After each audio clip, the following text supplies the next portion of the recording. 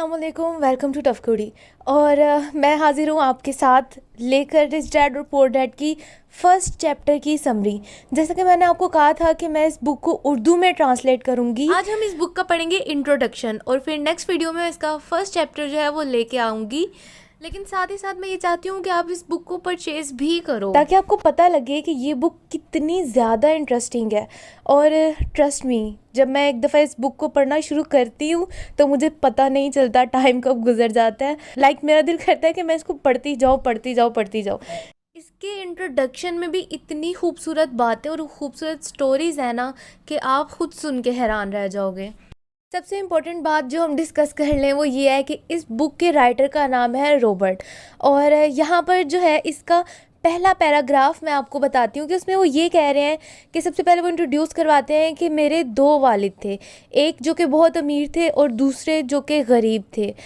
उनमें से एक बहुत हाईली एजुकेटेड थे, उन्होंने पीएचडी कर रखी थी और वो शिकागो की बहुत बड़ी यूनिवर्सिटी से पढ़े हुए थे, जबकि जो मेरे दूसरे वालिद हैं उन्होंने 8th ग्रेड भी पूरा नहीं किया था। दोनों ही आदमी अपनी ज़िंदगी में बहुत ज़्यादा कामयाब थे और दोनों ही अपना काम बहुत ज़्यादा मेहनत से करते थे, लेकिन फिर भी उनमें से एक बहुत ज़्यादा फाइनेंशियली स्ट्रगल करता था, यानी कि अपने बिल पे ना कर पाना। फाइनेंशियली स्ट्रगल क्या होता है कि आप जो है वो किसी चीज़ को अफोर्ड तो करना चाहते हो लेकिन आप कर नहीं पाते। आप अपने छोटे छोटे बिल के लिए भी आपके दिल में जो है वो ये आता है कि पता नहीं अब मुझे ये खर्च करना चाहिए या नहीं करना चाहिए क्योंकि इसके बाद मेरे पैसे ख़त्म हो जाएंगे। जबकि दूसरा बाप हवाई का अमीर तरीन आदमी बना। एक बाप की डेथ हुई तो वो अपने पीछे $1 मिलियन छोड़ के गया अपनी फैमिली के लिए और अपने बनाए हुए चर्च के लिए। सिंस ये एक क्रिश्चियन ने लिखी है तो यहाँ पर ये चर्च का बता रहे हैं। जबकि दूसरा बाप अपने पीछे अपने ना पे किए हुए बिल छोड़ के गया। भी बिल्स क्या हो सकते हैं, लाइक घर का रेंट हो सकता है या फिर घर के जो है वो बैंक से लिया हुआ लोन हो सकता है या बच्चों की स्टडी के लिए लिया हुआ लोन हो सकता है या कुछ इस तरह की चीज़ें हो सकती है जो कि वो अपने बच्चों के लिए छोड़ के गया कि आने वाली नस्ल जो है वो इसको पे करे। वो दोनों मर्द बहुत ज़्यादा स्ट्रॉन्ग थे और दोनों ही मुझे अच्छी नसीहत किया करते थे, लेकिन उन दोनों की नसीहत आपस में मिलती ना थी। दोनों ही मुझे कहते थे कि अपनी ज़िंदगी में बहुत अच्छे तरीके से सीखो, एजुकेट हो जाओ, लेकिन दोनों ही जिस चीज़ के लिए एजुकेट होने के लिए कहते थे वो चीज़ अलग थी। अगर मेरे सिर्फ एक ही वालिद होते तो मेरे पास ये चॉइस थी कि या तो मैं उनकी सलाह को कबूल कर लूँ या फिर मैं उनकी सलाह को धुतकार दूँ। लेकिन दो बाप होने के बदौलत मुझे ये मौका मिला कि मैं अपने पॉइंट ऑफ व्यू को अच्छे तरीके से रख कर सोच सकूँ, एक अमीर बाप के नज़रिए से और एक गरीब बाप के नज़रिए से, बजाय इसके कि आसानी से मैं किसी एक की राय को अपना लूं और दूसरे की राय को धुतकार दूं। मैंने ये किया कि मैंने ज़्यादा सोचना शुरू किया और सोचना ही नहीं बल्कि मैंने उन दोनों की बातों को कंपेयर करना भी शुरू किया। मसला तो ये था कि अभी अमीर बाप अमीर नहीं बना था और गरीब बाप गरीब नहीं बना था। उन्होंने बस अभी अपने करियर का स्टार्ट ही लिया था और दोनों ही अपनी फैमिली और पैसे के मामले में स्ट्रगल कर रहे थे, मेहनत कर रहे थे, लेकिन दोनों का पैसे को लेके नज़रिया बिल्कुल अलग था।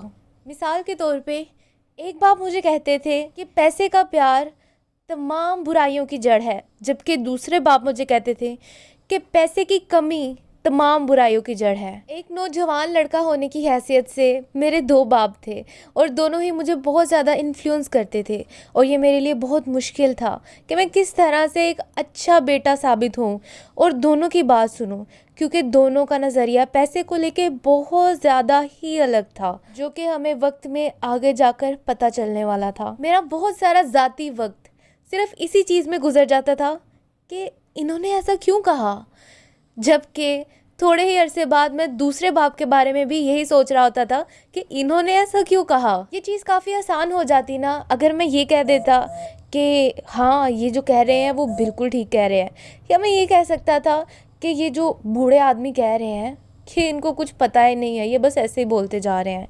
लेकिन मेरा दोनों वालिदों की नसीहत को सुनना और उसके ऊपर गौर व फिक्र करना मुझे लॉन्ग टर्म में बहुत ज़्यादा फ़ायदा दे गया, यानी कि आने वाले वक्त में। और ये चीज़ मेरे ऊपर बहुत आसान रही इस चीज़ की निस्बत कि मैं किसी एक को एक्सेप्ट करता या रिजेक्ट करता। एक बहुत बड़ी वजह है इस चीज़ की कि कैसे एक अमीर और अमीर हो जाता है और एक गरीब और गरीब हो जाता है, और एक मिडिल क्लास जो है वो स्ट्रगल करता रहता है कि मैं अपने बिल कैसे पे करूं। इस चीज़ की बहुत बड़ी वजह ये भी है कि हमें पैसा कैसे कमाना है ये चीज़ घर में ही सिखाई जाती है, ना कि स्कूल में। पैसे के मुतालिक बहुत सारी बातें हमें घर से ही सिखाई जाती हैं।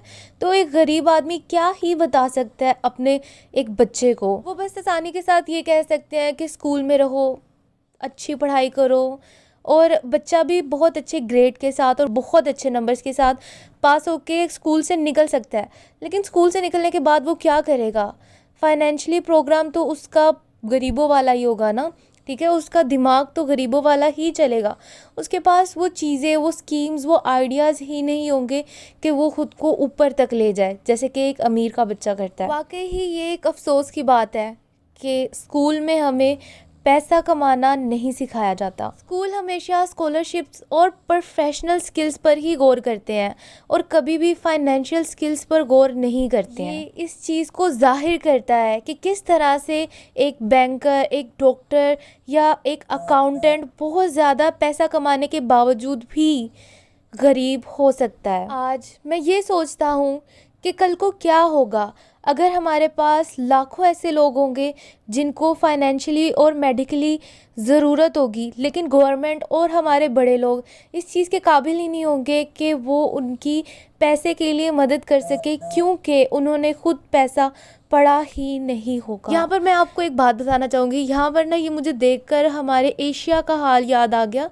ख़ास तौर पे हमें पाकिस्तान का, क्योंकि यस यहाँ पर भी काफ़ी ज़्यादा लोगों को कोई आइडिया नहीं है, कोई नहीं सिखाया जाता बच्चों को कि किस तरह से आपने पैसे को कमाना है। यहाँ पर सिर्फ ये सिखाया जाता है कि पैसे को आप किस तरह से मेहनत करके कमाओ, मेहनत करते जाओ करते जाओ करते जाओ, लेकिन किस तरह उसको जोड़ना है, किस तरह उसकी ग्रोथ करनी है, किस तरह उसको इन्वेस्ट करना है, ये चीज़ यहाँ पर कोई भी नहीं सिखाता है, और माँ बाप तो बिल्कुल भी नहीं। रॉबर्ट आगे लिखते हैं, क्योंकि मेरे दो वालिद थे और मैं दोनों से काफ़ी कुछ सीख रहा था, तो इसलिए मैं काफ़ी कुछ अपने दिमाग के अंदर भर रहा था जो कि बहुत ज़्यादा कीमती था। मिसाल के तौर पर मेरे एक बाप कहा करते थे, आई कांट अफोर्ड इट, कि मैं ये अफोर्ड नहीं कर सकता, मैं ये आपके लिए नहीं ले सकता। जबकि दूसरे बाप कहा करते थे, मैं ये किस तरह अफोर्ड कर सकता हूँ। इनमें से एक स्टेटमेंट है और दूसरी एक सवाल है। एक स्टेटमेंट जो कि आपको एक ही जगह अटकाए रखती है, जबकि दूसरा सवाल है जो कि आपको फोर्स करता है सोचने के लिए। मेरे वो वालिद जो कि जल्द ही अमीर होने वाले थे, उन्होंने मुझे सिखाया कि अगर आप ये कह दो कि आई कांट अफोर्ड इट, मैं ये चीज़ नहीं ले सकता, मेरे पास इतने पैसे नहीं हैं, तो फिर आपका दिमाग वहीं पर सोचना बंद कर देगा। लेकिन अगर आप अपने दिमाग से ये पूछोगे कि तुम किस तरह ये चीज़ अफोर्ड कर सकते हो, तो आपका दिमाग आपके पास हज़ारों आइडियाज़ लेके आएगा। ये ऐसे ही है जैसे आप अपने दिमाग को एक्सरसाइज करवा रहे हो। हमारा ये जो दिमाग है ना, ये दुनिया का मोस्ट पावरफुल कंप्यूटर है। मेरे अमीर बाप कहते थे कि मेरा दिमाग हर रोज़ मजबूत होता है, जब मैं इसको एक्सरसाइज करवाता हूँ तो ये इतना ही मजबूत होता जाता है और ये उतना ही पैसे कमाने के तरीके मुझे बताता जाता है। वो कहते थे कि ये कह देना कि मैं इस चीज़ को अफोर्ड नहीं कर सकता, ये एक इशारा है आपकी मेंटल लेजीनेस का, यानी कि भाई आप तो थके हुए हो ही, आपका दिमाग भी थका हुआ है। जबकि मेरे दोनों वालिद बहुत हार्ड वर्क करते थे, बहुत ज़्यादा मेहनत करते थे, फिर भी ये मैंने नोटिस किया कि जब पैसे की बात आती थी तो एक बाप अपने दिमाग को सुला देता था, जबकि दूसरा बाप अपने दिमाग को एक्सरसाइज पे लगा देता था। और इसका लॉन्ग टर्म नतीजा ये हुआ कि जो अपने दिमाग को एक्सरसाइज पे लगा देता था वो बहुत ज़्यादा अमीर होता चला गया। आप इस चीज़ की मिसाल इस तरह भी ले सकते हैं कि कोई इंसान डेली बेसिस पर जिम ज्वाइन कर ले और वो जिम जाना शुरू कर दे, जबकि दूसरा इंसान सिर्फ अपने सोफे पर बैठा रहे और कोई खास एक्सरसाइज नहीं करे, तो दोनों की बॉडी में आपको साफ साफ कुछ ही महीनों या सालों के बाद फ़र्क नज़र आना शुरू हो जाएगा। अब नेक्स्ट एक बड़ा सा पैराग्राफ है टैक्स के बारे में, जो कि मैं आपको शॉर्ट करके बता देती हूँ। बेसिकली यहाँ पर लिखा गया है कि जो उसके एक फादर थे जो कि पुअर होने वाले थे, वो कहते थे कि टैक्स जो है वो और ज़्यादा बढ़ाने चाहिए अमीर लोगों पे, जबकि जो उसके अमीर फादर होने वाले थे, अभी हुए नहीं थे, वो कहते हैं कि जो टैक्स है उनको बंद कर देना चाहिए, क्योंकि ये लोगों को और लेज़ी बनाता है। और ऐसे लोगों को जो कि इतना ज़्यादा कमा नहीं रहे हैं, यानी कि उनकी सोच थी कि उनको जो है वो ज़्यादा कमाना चाहिए, और जो टैक्स होता है यही ज़्यादा ज़रूरतमंद लोगों को पैदा करता है। फिर वो कहता है कि मेरे एक बाप हमेशा कुछ डॉलर्स के लिए भी काफ़ी ज़्यादा मेहनत करते थे, जबकि मेरे दूसरे बाप इन्वेस्टमेंट की तरफ ज़्यादा ध्यान देते थे। मेरे एक बाप ने मुझे सिखाया कि किस तरह एक बहुत ही स्ट्रॉन्ग सीवी बनाई जाए, जबकि मेरे दूसरे बाप ने मुझे सिखाया कि किस तरह एक स्ट्रॉन्ग बिजनेस खड़ा किया जाए ताकि मैं दूसरों को जॉब दे सकूं। तो बहुत ही प्रोडक्टिव वालिद होने की वजह से मुझे ये मौका मिला कि मैं अपनी ज़िंदगी को बहुत अच्छे तरीके से जी सकूं। और मैंने ये नोटिस किया कि लोग वाकई ही अपने ख़यालात की बेस पर अपनी ज़िंदगी को शेप देते हैं। मिसाल के तौर पर मेरे गरीब वालिद ये कहते थे कि मैं कभी भी अमीर नहीं हो पाऊंगा, और उनकी ये पेशन गोई सच भी हो गई। जबकि मेरे अमीर वालिद हमेशा ख़ुद को एक अमीर आदमी के तौर पर इंट्रोड्यूस करवाते थे। वो ऐसी चीज़ें कहते थे कि मैं एक अमीर आदमी हूँ, और अमीर लोग ऐसी चीज़ें नहीं करते। यहाँ तक कि जब उन पे एक बुरा वक्त आया जिसमें उनका बहुत सारा पैसा ज़ाया हो गया एक बिज़नेस के चलते हो। और ऐसा ही होता है जब आप बिज़नेस करते हो, बहुत सारे बिज़नेस आपके सक्सेसफुल जाते हैं, जबकि वहीं बहुत सारे आपके बिज़नेस नाकाम जाते हैं, जिससे कि आपको माली नुकसान भी होता है। वैसे वक्त में भी ख़ुद को ये कहकर कवर कर लेते थे कि गरीब होने और ब्रोक होने में फ़र्क है। ब्रोक वक्ती तौर पर होता है, जबकि गरीब हमेशगी के लिए होता है। अच्छा, यहाँ पर मैं आपको ब्रोक का मतलब समझा दूँ। ब्रोक एक ऐसा इंसान होता है, उर्दू में इसका तर्जमा ये होगा कि टूटा हुआ इंसान, लेकिन अंग्रेज़ी में ये टूटे हुए के लिए लफ्ज़ इस्तेमाल नहीं होता। ये इस तरह से इस्तेमाल होता है कि जिस तरह से आप कह दो कि कोई इंसान जो है वो फ़िलहाल ब्रोक है, यानी कि इसको पैसों की काफ़ी ज़्यादा तंगी है, कि इसके पास जॉब नहीं है, लेकिन इसका ये हरगिज़ मतलब नहीं है कि इन फ्यूचर उसके पास कोई जॉब नहीं होगी। इसका बस ये मतलब है कि फ़िलहाल उसके ऊपर पैसों की तंगी चल रही है।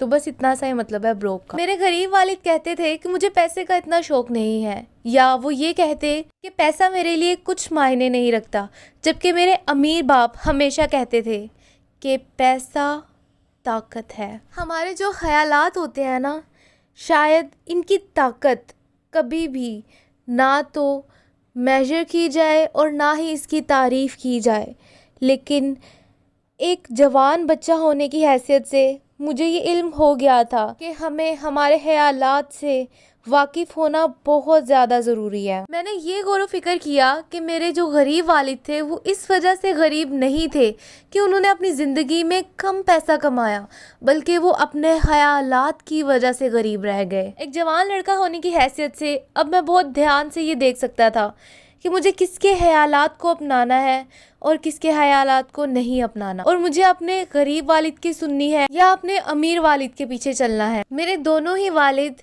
एजुकेशन की बहुत ज़्यादा रिस्पेक्ट करते थे। बस फ़र्क यहाँ पर आ जाता था कि वो दोनों दो अलग अलग चीज़ों की एजुकेशन के बारे में कहते थे। एक मुझे कहते थे कि आप बहुत मेहनत से पढ़ो, एक अच्छी डिग्री हासिल करो और एक अच्छी जॉब हासिल करो और फिर पैसा कमाओ। वो चाहते थे या तो मैं प्रोफेशनली अकाउंटेंट बन जाऊँ या फिर मैं बिज़नेस में MBA कर लूँ, जबकि मेरे दूसरे वालिद ये कहते थे कि मैं पैसे की पढ़ाई करूँ और ये समझूं कि पैसा किस तरह काम करता है, और ये भी कि पैसे को मैं अपने लिए किस तरह से काम करवाऊं। मैं पैसे के लिए काम नहीं करता। ये अल्फाज मेरे दिमाग में बार बार घूम रहे थे। पैसा मेरे लिए काम करता है। अपनी 9 साल की उम्र में मैंने ये फैसला कर लिया था कि मैं अपने अमीर वालिद की सुनूंगा और पैसे के बारे में पढ़ूंगा, और ये फैसला करते ही मैंने ये भी सोच लिया मैं अपने गरीब बाप की नहीं सुनूंगा, जबकि मेरे गरीब बाप के पास तमाम तर डिग्रियां थी। और यहाँ पर इन्होंने बॉक्स के अंदर वो लाइन दोबारा लिखी है जो कि मुझे बेहद पसंद आई है। There is a difference between being poor and being broke. Broke is temporary, poor is eternal. यानी कि इस चीज़ में फ़र्क है कि आप गरीब हो या आप ब्रोक हो। ब्रोक जो होता है वो वक्ती तौर पर होता है, जबकि गरीब होना हमेशा के लिए होता है। इस पेज पर एक पोइम है जिसका नाम है द रोड नॉट टेकन। इसका मतलब ये है कि दो रास्ते थे और माज़रत के साथ मैं दोनों रास्तों पर नहीं चल सकता, और मैंने इंतखाब किया एक रास्ते का और मैं वहीं खड़ा रहा और फिर मैं चलता गया जहाँ तक मैं जा सकता था। आप ये पोइम जो है बुक से रीड करेंगे तो ये बहुत आपको बेहतर लगेगी। और हम अब चलते हैं हमारे लास्ट पेज की तरफ। रॉबर्ट यहाँ पर लिखते हैं, आइंदा कुछ सालों में मैंने अपने गरीब बाप की ना सुनी, जिनका एटीट्यूड मनी की तरफ जो है वो काफ़ी ख़राब था, और ये चीज़ मेरे लिए काफ़ी ज़्यादा पेनफुल थी। ये एक तकलीफ़ दह फ़ैसला था मेरे लिए, लेकिन इस फ़ैसले के बाद मेरी ज़िंदगी ने एक शेप लेना शुरू कर दिया, यानी कि उसकी ज़िंदगी पटरी पे आना शुरू हो गई। एक दफ़ा जब मैं अपना दिमाग बना चुका तो मैंने अपने अमीर वालिद से बहुत कुछ सीखा, यहाँ तक कि मैं 30 साल तक उनसे सीखता रहा, जब तक कि मैं 29 साल का ना हो गया। और एक दफ़ा उन्होंने मुझे पढ़ाना बंद कर दिया जब उनको लगा कि अब मैं तमाम तर चीज़ें सीख चुका हूँ। मैं समझ चुका था कि अब वो जान गए हैं कि मेरी मोटी खोपड़ी के अंदर जो बात वो डालना चाहते थे वो बात वो डाल चुके हैं। बेशक पैसा एक बहुत बड़ी ताकत है, लेकिन उससे भी ज़्यादा ताकतवर क्या है, वो है फाइनेंशियल एजुकेशन, यानी कि पैसे को किस तरह से इस्तेमाल में लाया जाए। पैसा आता है और चला जाता है, लेकिन अगर आपको पैसा कमाने का तरीका पता है और आपको पता है कि पैसा किस तरह से आपके लिए काम करता है, तो फिर आप कभी भी गरीब नहीं हो सकते हो। अच्छी नीयत रखना और पॉजिटिव थिंकिंग करना काफ़ी नहीं है, क्योंकि अच्छी सोच या अच्छी नीयत अकेली फ़ायदा नहीं देती।